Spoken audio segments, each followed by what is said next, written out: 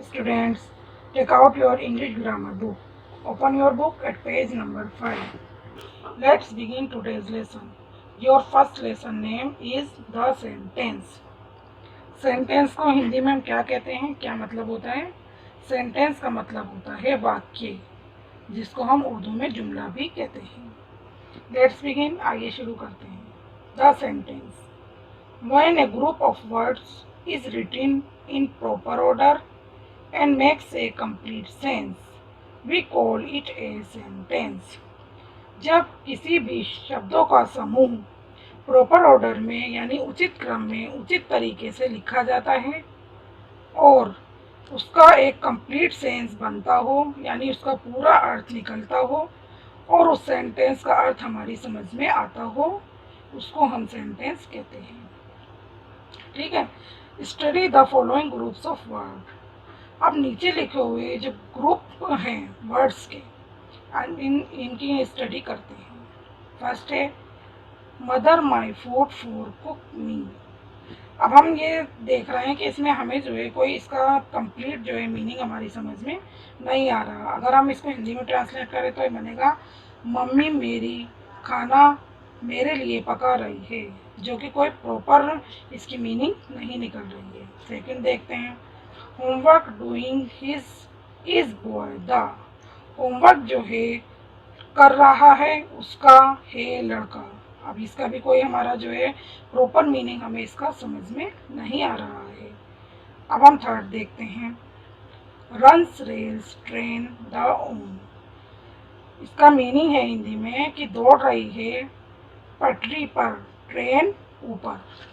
तो इसका भी कोई प्रॉपर मीनिंग हमारी समझ में नहीं आ रहा, यानी तीनों ही सेंटेंस का कोई उचित अर्थ निकल कर नहीं आ रहा, यानी हमारी समझ में नहीं आ रहे हैं. Do these groups of word make any sense. क्या वर्डों का जो ये समूह है इसका कोई अर्थ निकल रहा है, बन रहा है? नो, नहीं. दे डोंट, नहीं निकल रहा है. बिकॉज, क्योंकि.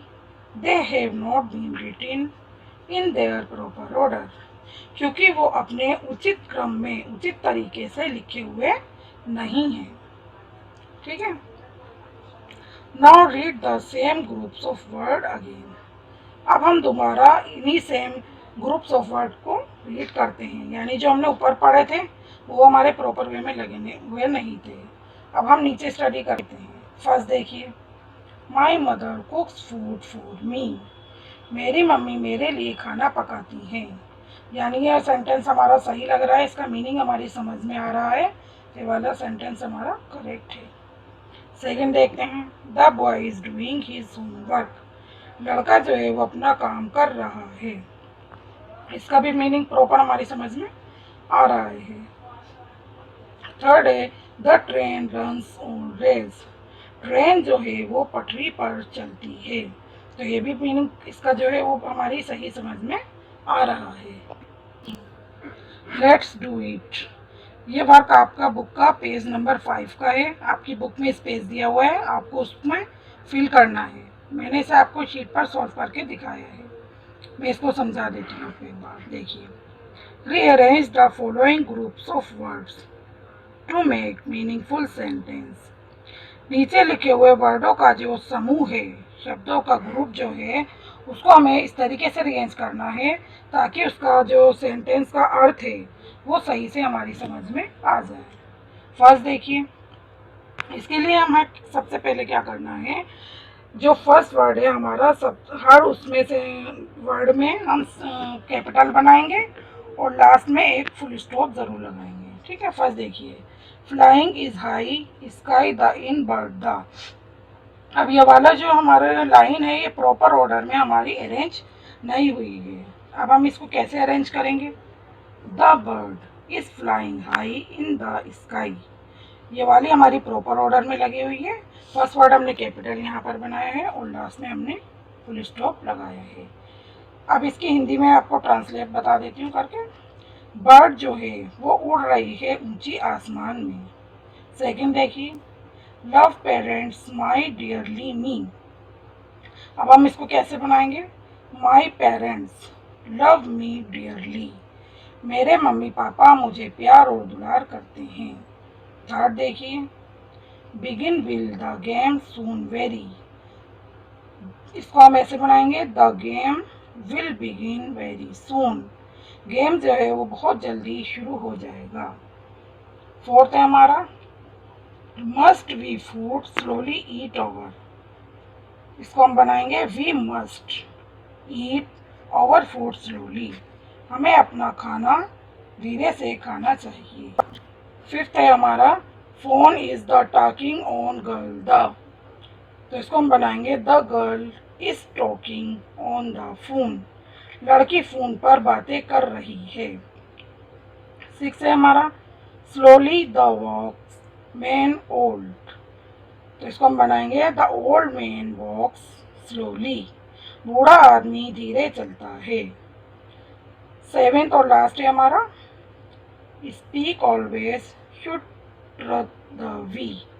तो इसको हम बनाएंगे, we should always speak the truth. हमें हमेशा सच बोलना चाहिए। इन सभी सेंटेंस को बनाते समय हमें ये ध्यान रखना है कि इसका फर्स्ट वर्ड कैपिटल होना चाहिए, और जब सेंटेंस हमारा ख़त्म हो जाए, पूरा हो जाए, तो लास्ट में हम फुल स्टॉप ज़रूर लगाएंगे। पेज टर्न करते हैं। रिमेंबर, हमें याद रखना है, in order to frame sentence, sentence बनाने के लिए the following rules must be kept in mind, कि नीचे लिखे हुए कुछ रूल्स हैं जो हमें अपने माइंड में ध्यान में रखने हैं। फर्स्ट है, the words should be written in their proper order to make a complete sense, कि वर्ड जो है, शब्द जो हैं, वो लिखे हुए होने चाहिए उनके उचित क्रम में, ताकि उनका एक कंप्लीट सेंस यानी पूरा अर्थ बने या निकले, यानी उसका पूरा अर्थ हमें समझ में आना चाहिए। सेकेंड है, the first word of every sentence should always begin with a capital letter. First word जो है, पहला शब्द जो है हर सेंटेंस का, वो हमेशा शुरू होगा कैपिटल लेटर से। थर्ड है हमारा, the sentence should always and with a full stop. और सेंटेंस जो है वो हमारा जब ख़त्म हो जाएगा, एंड हो जाएगा यानी पूरा हो जाएगा, तो लास्ट में हम फुल स्टॉप लगाएंगे।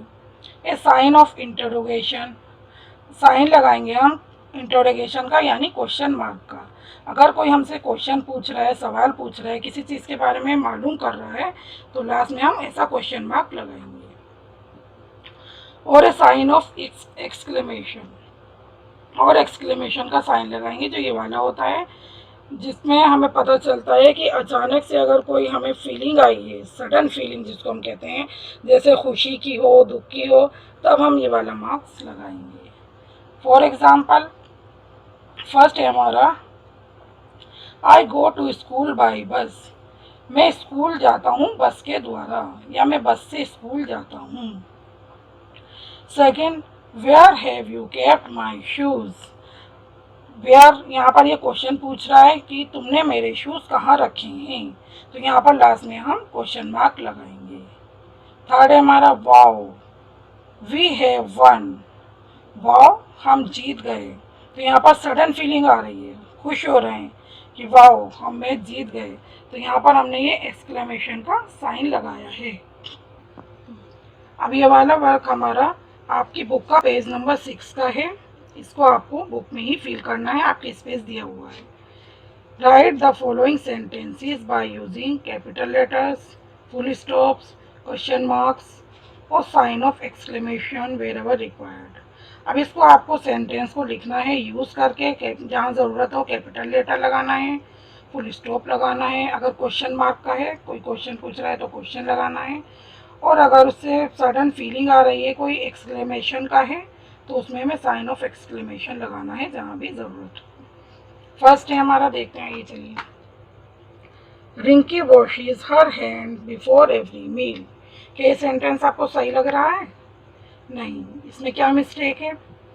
फर्स्ट ऑफ ऑल तो इसमें ये गलत है कि रिंकी जो है, रिंकी क्योंकि नाम है तो हम ये कैपिटल लेटर से लिखेंगे, ठीक है, और वैसे भी ये फर्स्ट वर्ड है तो ये कैपिटल लेटर से ही बनेगा। Rinki washes her hands before every meal. अब यहाँ हमारा सेंटेंस कंप्लीट हो गया, तो यहाँ हम फुल स्टॉप लगाएंगे। अब ये सेंटेंस हमारा करेक्ट हो गया। इसी तरीके से बाकी सेंटेंस आपको बनाने में बता देती हूँ। I water my plants every day, इसको बनाएंगे हम I water, first word capital लेंगे, माई प्लांट्स एवरी डे। अब कंप्लीट हो गया, लास्ट में फिर फुल स्टॉप लगाएंगे। थर्ड है हमारा this bus is creating pollution, इसको बनाएंगे हम this bus is creating pollution, first word capital और लास्ट में फिर फुल स्टॉप। फोर्थ है हमारा hurrah we have won the tournament, अब यहाँ पर क्या हो रहा है, ये खुशी जाहिर कर रहे हैं, हुर्रा कि हम जीत गए, तो यहाँ पर हुर्रा के बाद हम एक्सक्लेमेटरी साइन लगाएंगे, we have won the tournament, खुश होकर कह रहे हैं कि वाह हम जो है टूर्नामेंट जीत गए, हुर्रा। फिफ्थ है हमारा is Rahul having his breakfast, क्या राहुल अपना नाश्ता ले रहा है, तो यहाँ पर ये क्या कर रहे हैं, क्वेश्चन मार्क लगाएंगे हम, इसमें इंटरोगेटिव क्वेश्चन है हमारा, इसमें हमसे क्वेश्चन पूछ रहा है कि क्या राहुल अपना ब्रेकफास्ट ले रहा है, तो इसमें हम लास्ट में क्वेश्चन मार्क लगाएंगे क्योंकि वो क्वेश्चन पूछ रहा है। सिक्स है हमारा New York is an important city of America, New York जो है वो अमेरिका का एक इम्पोर्टेंट सिटी है। ठीक है, अब हम इसको कैसे बनाएंगे, पहले तो हम कैपिटल बनाएंगे इसको न्यूयॉर्क क्योंकि सिटी का नाम है, फिर बनाएंगे is an important city of, अब यहाँ पर अमेरिका जो है वो एक कंट्री का नाम है, तो इसलिए हम इसको ए को भी यहाँ पर कैपिटल बनाएंगे और लास्ट में हम फुल स्टॉप लगाएंगे। सेवेंथ और लास्ट है हमारा is there a lamp post near your house, अब यहाँ पर भी इससे क्वेश्चन पूछ रहे हैं हमसे। ठीक है, तो ये पूछ रहे हैं क्या कोई हमारे घर के पास या करीब एक लैम्प पोस्ट है, तो इसको हम बनाएंगे is there a lamp post near your house और लास्ट में हम इसमें क्वेश्चन मार्क लगा देंगे क्योंकि हमसे क्वेश्चन पूछ रहे हैं, सवाल पूछ रहे हैं।